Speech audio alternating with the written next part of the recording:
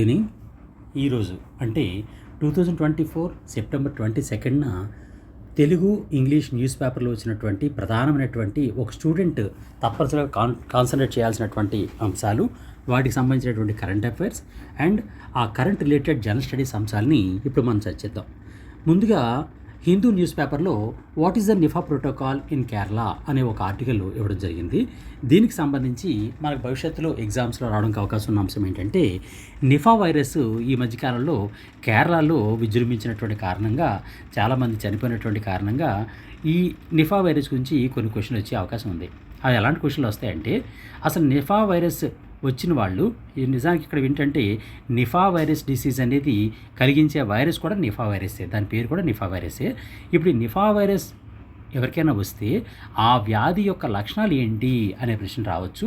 ఆ వ్యాధి లక్షణాలు ఏంటంటే జ్వరం, తలనొప్పి, కండరాలు అంటే మజిల్స్ పెయిన్స్ వస్తాయి, అలాగే వాంతులు, గొంతు నొప్పి. ఈ లక్షణాలు ఉన్న వాళ్ళని నిఫా వైరస్ అనేది వచ్చినట్టుగా మనం నిర్ధారణ చేయొచ్చు అనమాట.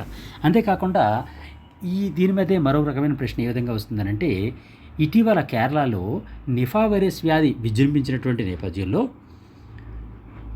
నిఫా వైరస్ వేటి ద్వారా సంక్రమించే వ్యాధి అనే ప్రశ్న రావచ్చు. ఈ నిఫా వైరస్ అనేది సాధారణంగా బ్యాట్స్ అంటే మనకి గబ్బిలాలు, ఆ గబ్బిలాలు లాంటి జంతువుల ద్వారా వ్యాప్తి చెందేటటువంటి వ్యాధి అనమాట. ఇంకొక విషయం ఏంటంటే, ఈ మధ్యకాలంలోనే అంటే 2024 జాన్వరిలో ఈ నిఫా వైరస్ నివారణ కోసం ఒక ప్రత్యేకమైనటువంటి ఒక వ్యాక్సిన్ని కూడా కనుక్కోవడం జరిగింది. అయితే అది వ్యాక్సిన్ అనేది ప్రస్తుతం అందుబాటులో లేదు, కేవలం క్లినికల్ పరీక్షల్లో ఉంది. ఆ క్లినికల్ పరీక్షల్లో ఉన్నటువంటి వ్యాక్సిన్ పేరేంటి అనే ప్రశ్న కూడా రావచ్చు. ఆ వ్యాక్సిన్ పేరేంటంటే, ఒకసారి చూడండి, వ్యాక్సిన్ పేరేంటంటే ChAdOx1 అంటే ChAdOx1 ChAdOx1. ఈ ChAdOx1 నిఫాబీ అనేది నిఫా వ్యాక్సిన్కి కొత్తగా తయారు చేసినటువంటి వ్యాక్సిన్ అనమాట. ఇది కేవలం ప్రస్తుతం క్లినికల్ టెస్టుల్లో మాత్రమే ఉంది, ఇంకెవరికి కూడా యూజ్ చేయలేదు, కేవలం క్లినికల్ టెస్టుల్లో మాత్రమే ఉందన్నమాట. ఇది నిఫా వైరస్కి సంబంధించినటువంటి ప్రధానమైనటువంటి అంశాలు. ఇప్పుడు మరొక అంశంలోకి చూద్దాం. Why was Hezbollah attacked through pagers అని హిందూలోని ఒక ప్రత్యేకమైనటువంటి ఒక ఆర్టికల్ రావడం జరిగింది. నిజానికి ఈ హిజ్బుల్లా గురించి అండ్ ఇజ్రాయెల్ గురించి, ఈ పేజర్స్ దాడి గురించి మొత్తం నిన్న కాక మొన్న వీడియోలో టోటల్ డీటెయిల్గా ఇచ్చాను. అందులో ఇప్పుడు నేను ఎక్కువ డీటెయిల్కి వెళ్ళట్లేదు ఈ అంశం గురించి. మీకు అవసరమైతే మొన్నటి వీడియో ఒకసారి చూసినట్లయితే దానిలో పూర్తిగా దానికి సంబంధించినటువంటి అంశాలు ఉంటాయి. ఇప్పుడు మరొక అంశం చూద్దాం. అదేంటంటే, ఇండియన్ ఎక్స్ప్రెస్ పేపర్లో ఈ ransomware threats mounting every year అనేటటువంటి ఒక ఆర్టికల్ ఇవ్వడం జరిగింది. ఈ ఆర్టికల్లో మనకు ప్రధానంగా తెలుసుకోవాల్సిన అంశం ఏంటంటే, what is the meaning of ransomware అనేది మనం తప్పనిసరిగా తెలుసుకోవాలి. ఇది ఒక సైబర్ సెక్యూరిటీ ప్రాబ్లం అనమాట. ఈ సైబర్ సెక్యూరిటీ ప్రాబ్లం అయినటువంటి రాన్సమ్వేర్ అంటే అర్థం ఏంటంటే, ప్రతి సంవత్సరం కూడా రాన్సమ్వేర్ దుర్ఘటనలు అనేవి రెట్టింపు అవుతున్నాయని ఈ నివేదికలో తెలియజేసింది. ఇప్పుడు వచ్చినటువంటి ఈ నివేదికల నేపథ్యంలో రాన్సమ్వేర్ అంటే ఏంటి అనే ప్రశ్న భవిష్యత్తులో రావచ్చు అనమాట. ఈ రాన్సమ్వేర్ అంటే ఎవరైనా ఒక వ్యక్తికి సంబంధించినటువంటి పర్సనల్ ఇన్ఫర్మేషన్ అంటే వ్యక్తిగతమైనటువంటి సమాచారాన్ని దానికి బ్లాక్ చేసి, అంటే అందుబాటులో లేకుండా చేసి, ఆ బ్లాక్ తీయాలి అంటే దానికి డబ్బును డిమాండ్ చేస్తారు ఈ సైబర్ సెక్యూరిటీ నేరగాళ్ళు. ఆ డబ్బును డిమాండ్ చేసేటువంటి విధానాన్ని రాన్సమ్వేర్ అంటారనమాట. ఆ డబ్బుని రాన్సమ్ అంటారు. ఈ విధంగా ఎవరైతే అంటే ఇక్కడ బ్లాక్మెయిలింగ్ చేస్తారనమాట, మన సమాచారాన్ని బ్లాక్ చేసి, ఆ బ్లాక్ చేసిన సమాచారం మళ్ళీ మనం యాక్సెస్ పొందాలి అని అంటే దానికి డబ్బు డిమాండ్ చేస్తారు. ఆ డబ్బు డిమాండ్ చేసే విధానాన్ని రాన్సమ్వేర్ అంటారు. ఆ డబ్బుని రాన్సమ్ అంటారు. రాన్సమ్ ఇచ్చిన తర్వాత వాళ్ళు ఆ రాన్సమ్వేర్ని తొలగిస్తారు. దాంతో మన సిస్టమ్ మనకు వర్క్ చేస్తుందన్నమాట. ఇది రాన్సమ్వేర్కి సంబంధించి మనం గుర్తుంచుకోవాల్సిన అంశం. మరొక అంశం చూడండి, ఇది చాలా ప్రధానమైన అంశం అండి ఈరోజు సంబంధించింది. అదేంటంటే, air marshal Amarpreet Singh to be next air force chief అనేటువంటి ఒక ఆర్టికల్ రావడం జరిగింది. చూడండి, మన ఎయిర్ ఫోర్స్కి కొత్త నూతన అధిపతిని ఏర్పాటు చేయడం జరిగింది. ఆయన ఎవరు అంటే ఎయిర్ మార్షల్ అమర్ప్రీత్ సింగ్. ఈయన ఎప్పటి నుంచి ఆయన తన పదవిని స్వీకరిస్తారంటే సెప్టెంబర్ 30వ తేదీ నుంచి ఆయన పదవిని స్వీకరిస్తారనమాట. ఇప్పుడు మనం తెలుసుకోవాల్సింది ఏంటంటే, ఈ అంశం మీద ఈ నూతన ఎయిర్ ఫోర్స్ చీఫ్ నియామకం నేపథ్యంలో మనకు భవిష్యత్తు ఎగ్జామ్స్లో ఏ విధంగా ప్రశ్నలు వస్తాయంటే, నూతన ఎయిర్ ఫోర్స్ చీఫ్గా ఈ మధ్యకాలంలో ఎవరు నియామకం పొందారు అనే ప్రశ్న రావచ్చు. అది air marshal Amarpreet Singh. Air marshal Amarpreet Singh. అయితే ప్రస్తుతం వాయుసేన చీఫ్గా ఉన్నటువంటి, అంటే ఎయిర్ ఫోర్స్ చీఫ్గా ఉన్నటువంటి ఎవరి స్థానంలో నూతనంగా ఎయిర్ మార్షల్ అమర్ప్రీత్ సింగ్ భారత నూతన ఎయిర్ ఫోర్స్ చీఫ్గా నియమితులయ్యారు అనే ప్రశ్న రావచ్చు. అంటే ఇప్పుడు ఆల్రెడీ ఎయిర్ ఫోర్స్ చీఫ్గా ఉన్నారు ఎవరో, ఆయన యొక్క ప్లేస్లో అమర్ప్రీత్ సింగ్ గారు నియామకం పొందారు. ప్రస్తుతం ఉన్నటువంటి ఎయిర్ ఫోర్స్ చీఫ్ ఎవరు అని అంటే విఆర్ చౌదరి. ఆయన పేరు విఆర్ చౌదరి. ఈ విఆర్ చౌదరి గారి ప్లేస్లో ఆయన రిటైర్ అయిపోతున్నారు ఇప్పుడు సెప్టెంబర్ 30వ తారీఖున. ఆయన రిటైర్మెంట్ అనంతరం ఈ ఎయిర్ మార్షల్ అమర్ప్రీత్ సింగ్ గారు కొత్త ఎయిర్ ఫోర్స్ చీఫ్గా పదవి స్వీకరిస్తారనమాట. అది ఇక్కడ మనం తెలుసుకోవాల్సిన అవసరం ఏంటంటే, ప్రస్తుత కొత్త వాయుసేన chief air marshal Amarpreet Singh ఎప్పటి నుంచి తన పదవి స్వీకరిస్తారు అంటే 2024 సెప్టెంబర్ 30వ తేదీ నుంచి ఆయన తన పదవిని స్వీకరించడం జరుగుతుందన్నమాట. ఇక్కడ మరో ప్రశ్న కూడా మీకు తెలియజేస్తాను. అదేంటంటే, ఎయిర్ మార్షల్ అమర్ప్రీత్ సింగ్ ఇప్పటివరకు పనిచేసినటువంటి ఎన్నవ భారత ఎయిర్ చీఫ్ మార్షల్, అంటే ఇప్పటివరకు పనిచేసినటువంటి ఎయిర్ చీఫ్ మార్షల్లో ఎన్నవ వ్యక్తి అనే ప్రశ్న రావచ్చు. ఆయన 28వ ఎయిర్ చీఫ్ అనమాట. ఎయిర్ ఫోర్స్ చీఫ్ 28వ ఎయిర్ ఫోర్స్ చీఫ్. ఈ పదాన్ని మీరు గుర్తుంచుకోండి. నెక్స్ట్ మరొకటి ఏంటంటే, ఈ అమర్ప్రీత్ సింగ్ గారికి ఆల్రెడీ కొన్ని మెడల్స్ వచ్చాయి. ప్రతిష్టాత్మకమైనటువంటి కొన్ని మెడల్స్ రావడం జరిగింది. ఆ మెడల్స్ ఏంటంటే పరమ వశిష్ఠ సేవ మెడల్ అనే ఒక మెడల్ వచ్చింది. అలాగే అతి విశిష్ట సేవా మెడల్ 2 అవార్డులు రావడం జరిగింది. ఇది చాలా ఇంపార్టెంట్ అనమాట. ఎందుకంటే ఎయిర్ మార్షల్ చీఫ్ కాబట్టి, ఎయిర్ ఫోర్స్ చీఫ్ కాబట్టి ఆయనకు వచ్చినటువంటి ప్రతిష్టాత్మకమైనటువంటి అవార్డులు కూడా మనం తప్పనిసరిగా తెలుసుకోవాలి. అవి ఏంటంటే పరమ వశిష్ఠ సేవా మెడల్, రెండోది అతి విశిష్ట సేవా మెడల్. ఈ 2 మెడల్స్ కూడా ఆల్రెడీ ఆయన గెలుపొందడం జరిగిందనమాట. ఇక్కడ మరొక అంశం చెప్తాను. అదేంటంటే, భారత నూతన ఎయిర్ ఫోర్స్ చీఫ్గా పదవికి ఎంపికైనటువంటి ఎయిర్ మార్షల్ అమర్ప్రీత్ సింగ్ ప్రస్తుతం ఏ పదవిలో ఉన్నారు అని అంటే వైస్ చీఫ్గా ఉన్నారన్నమాట. ప్రస్తుతం వైస్ చీఫ్ అంటే ఉపాధ్యక్షుడి కింద ఉన్నారు. అంటే చీఫ్గా ఉన్నటువంటి ఆయన కన్నా కింద ఉన్నారనమాట. ఈ విధంగా వైస్ చీఫ్గా ఉన్నారు. ప్రస్తుతం ఆయన చీఫ్గా అవుతున్నారనమాట. నెక్స్ట్ ప్రస్తుతం ఎన్నవ వైస్ చీఫ్గా ఆయన పనిచేస్తున్నారు అంటే 47వ వైస్ చీఫ్గా పనిచేస్తున్నారు. అంటే ఎయిర్ ఫోర్స్కి వైస్ చీఫ్గా 47వ వైస్ చీఫ్గా ప్రస్తుతం ఆయన పనిచేస్తున్నారు అనమాట. ఇక్కడ మరొక గుర్తుంచుకోవాల్సిన అంశం ఏంటంటే, ఎవరి గురించి అంటే ఎయిర్ మార్షల్ అమర్ప్రీత్ సింగ్ గురించి ఒక ప్రత్యేకమైనటువంటి ఒక అంశాన్ని తెలుసుకోవాలి, స్పెషల్ అంశం. అదేంటంటే, ఆయన ఒక స్పోర్ట్స్ పర్సనాలిటీ. ఆయన ఒక స్పోర్ట్ ఆడుతుంటారన్నమాట, బాగా ఫేమస్ అయిన. ఆ స్పోర్ట్ ఏంటి అంటే స్క్వాష్. దాని పేరు స్క్వాష్ క్రీడలో ఆయన ప్రతిభ కలిగి ఉన్నారనమాట. స్క్వాష్ క్రీడాకారుడు ఈయన. ఈ క్రీడాకారుడు స్క్వాష్ క్రీడాకారుడు అనమాట. ఈ విధంగా మనం ఎయిర్ ఫోర్స్ చీఫ్ గురించి మనం నేర్చుకోవచ్చు. అయితే ఇదే అంశంలో ప్రస్తుతం మనం ప్రధానమైనటువంటి మిలిటరీ చీఫ్స్ ఎవరెవరు ఉన్నారు అనే దాని గురించి కూడా మీకు ఒక్కసారి తెలియజేస్తాను. ప్రస్తుతం ఇండియా యొక్క రక్షణ మంత్రి ఎవరు? రాజ్నాథ్ సింగ్. మనందరికీ తెలిసిన ఆయనే రాజ్నాథ్ సింగ్ గారు రక్షణ మంత్రిగా ఉన్నారు. మరి రక్షణ శాఖ సహాయ మంత్రి కింద ఎవరున్నారు అంటే సంజయ్ సేత్ గారు మనకి రక్షణ శాఖ సహాయ మంత్రిగా ఉన్నారు. క్యాబినెట్ మంత్రిగా ఉన్నది రాజ్నాథ్ సింగ్. ప్రధానమైనటువంటి రక్షణ మంత్రిగా ఉన్నది రాజ్నాథ్ సింగ్. రక్షణ రంగంలో సహాయ మంత్రిగా ఉన్నది ఎవరంటే సంజయ్ సేత్. వీళ్ళిద్దరూ మంత్రులు. అదేవిధంగా ఈ మిలిటరీ చీఫ్స్ చూస్తే చీఫ్ ఆఫ్ డిఫెన్స్ స్టాఫ్. ఈ డిఫెన్స్ స్టాఫ్కే చీఫ్ కింద అంటే ముగ్గురిని కోఆర్డినేట్ చేస్తున్నటువంటి ఒక కొత్త పదవిని ఆల్రెడీ ఏర్పాటు చేశారు కదండి. ఆ పదవిలో చీఫ్ ఆఫ్ డిఫెన్స్ స్టాఫ్గా ఎవరున్నారు అని అంటే జనరల్ అనిల్ చౌహాన్ గారు ప్రస్తుతం మనకి చీఫ్ ఆఫ్ డిఫెన్స్ స్టాఫ్గా ఉన్నారు. అలాగే మనకి 3 రంగాలు ఉంటాయి. ఒకటి ఆర్మీ, అలాగే నేవీ, అలాగే ఎయిర్ ఫోర్స్. ఇప్పుడు ఆర్మీకి చీఫ్గా ఎవరున్నారు అంటే జనరల్ ఉపేంద్ర ద్వివేది గారు చీఫ్ ఆఫ్ ఆర్మీ స్టాఫ్. అలాగే చీఫ్ ఆఫ్ నేవీ స్టాఫ్ ఎవరు అంటే అడ్మిరల్ దినేష్ కే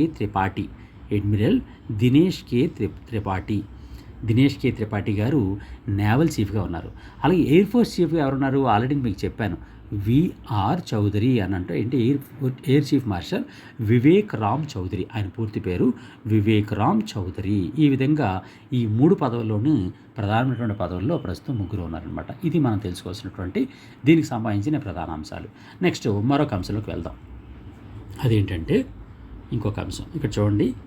8 high courts get new chief justices అని హిందూ న్యూస్ పేపర్లో ఇచ్చాడు. చూడండి, the Hindu bureau Hindu news పేపర్లో 8 high courts get new chief justice అని. దాన్ని నిజానికి హిందూలోనే కదా, అన్ని న్యూస్ పేపర్లు కూడా ఇది ఇంపార్టెంట్ ఇష్యూ కింద ఇచ్చాడు. దీనిలో ఏంటంటే 8 హైకోర్టులకి, మన భారతదేశంలో ఉన్నటువంటి 8 హైకోర్టులకి కొత్త చీఫ్ జస్టిస్ని నియామకం చేయడం జరిగిందనమాట. ఎవరెవరు అంటే మద్రాస్ హైకోర్టుకి జస్టిస్ కేఆర్ శ్రీరామ్ గారు, మద్రాస్ హైకోర్టుకి జస్టిస్ శ్రీరామ్ గారు ప్రధాన న్యాయమూర్తిగా ఎన్నికయ్యారు, అలాగే నియామకం పొందారు. అలాగే కేరళ చీఫ్ జస్టిస్గా నితిన్ మధుకర్ జమ్దర్ అని ఆయన కేరళ చీఫ్ జస్టిస్గా నియామకం పొందారు. అలాగే ఢిల్లీ హైకోర్టు చీఫ్ జస్టిస్గా జస్టిస్ మన్మోహన్ సింగ్ గారు ఢిల్లీ హైకోర్టు చీఫ్గా నియామకం పొందారు. అలాగే హిమాచల్ ప్రదేశ్ చీఫ్ జస్టిస్గా జస్టిస్ రాజీవ్ సగ్దేర్ అనేటటువంటి ఆయన హిమాచల్ ప్రదేశ్ యొక్క హైకోర్టుకి చీఫ్ జస్టిస్గా నియామకం పొందారు. అలాగే మధ్యప్రదేశ్ హైకోర్టుకి జస్టిస్ సురేష్ కుమార్ కైట్ అని ఆయన చీఫ్ జస్టిస్ కింద, మధ్యప్రదేశ్ హైకోర్టు చీఫ్ జస్టిస్ కింద నియామకం పొందారు.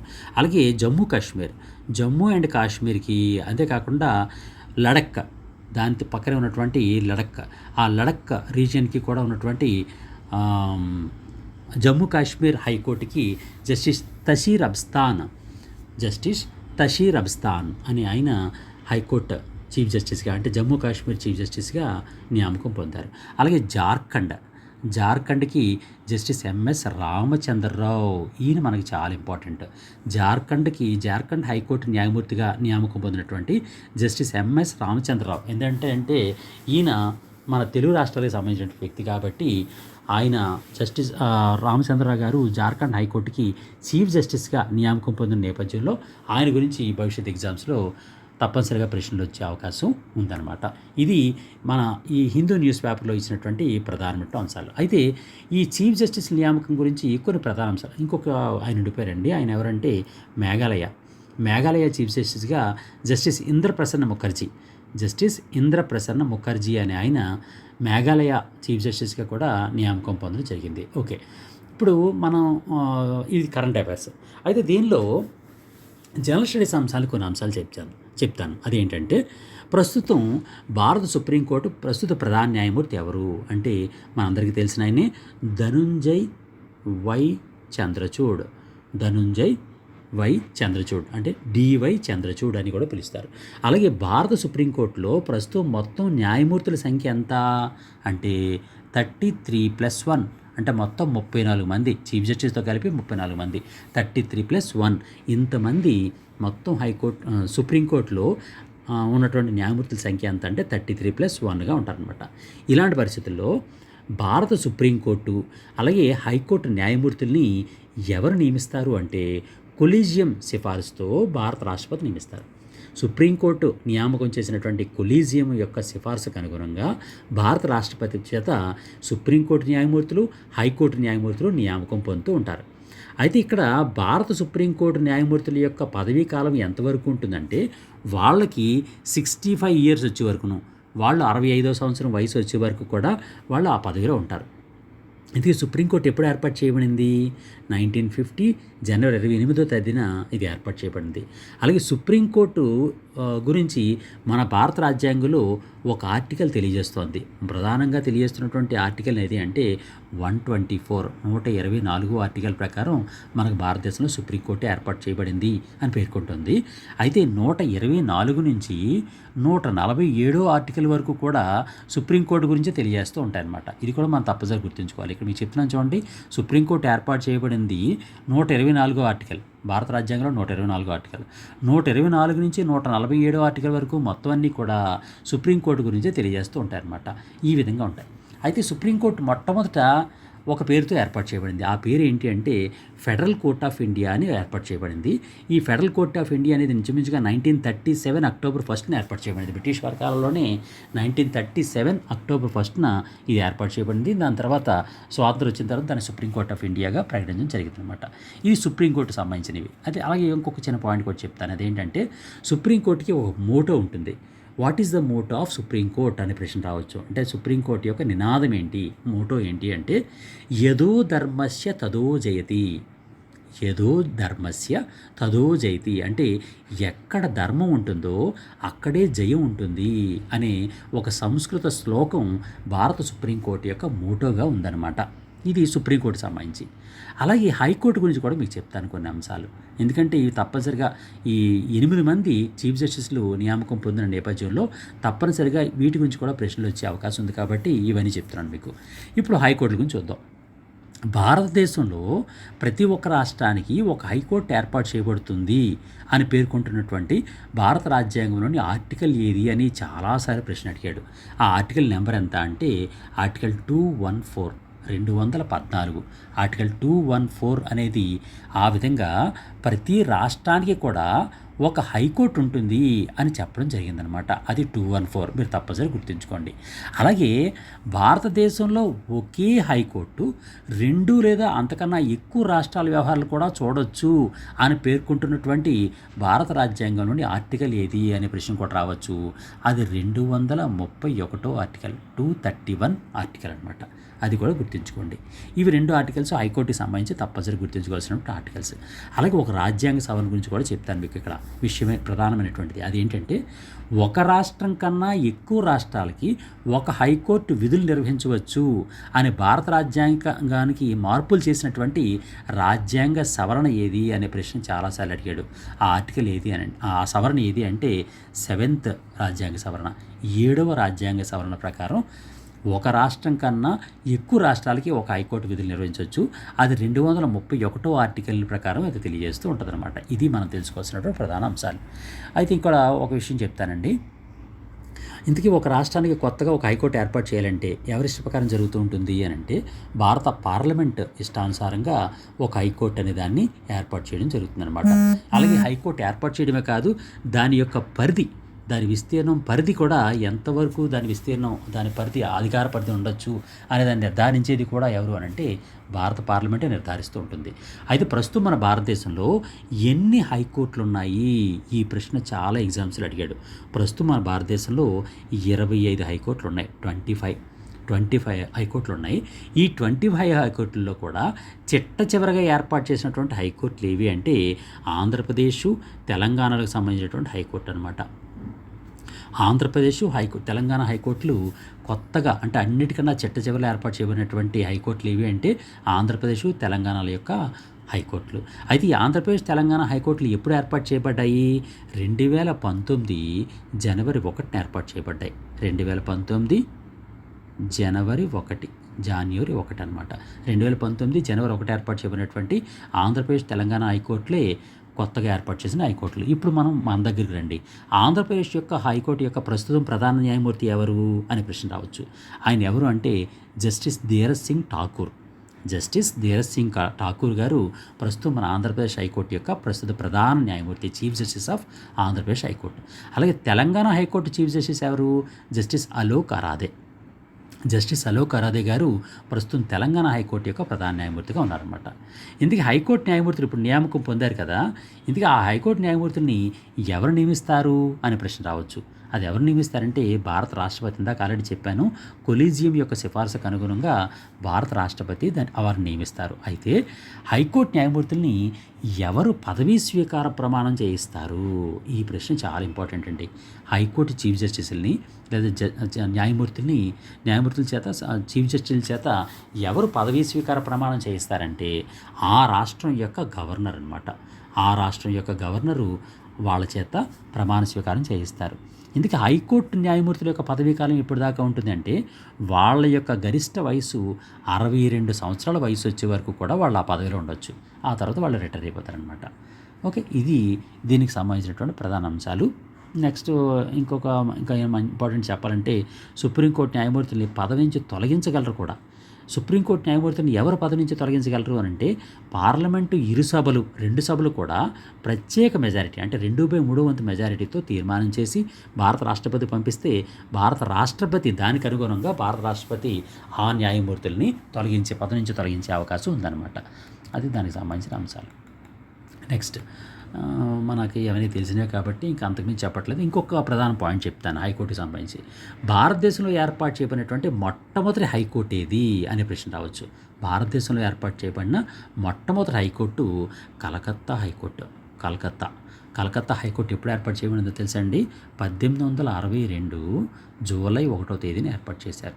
జూలై 1, 1862 జూలై 1వ తేదీన ఏర్పాటు చేయబడినటువంటి కలకత్తా హైకోర్టే అన్నింటికన్నా మొట్టమొదట భారతదేశంలో ఏర్పాటు చేయబడినటువంటి హైకోర్టు అనమాట. అలాగే ఈశాన్య రాష్ట్రాలకు సంబంధించి హైకోర్టు ఎక్కడుందంటే అస్సాంలోని గౌహతిలోనే అన్ని ఈశాన్య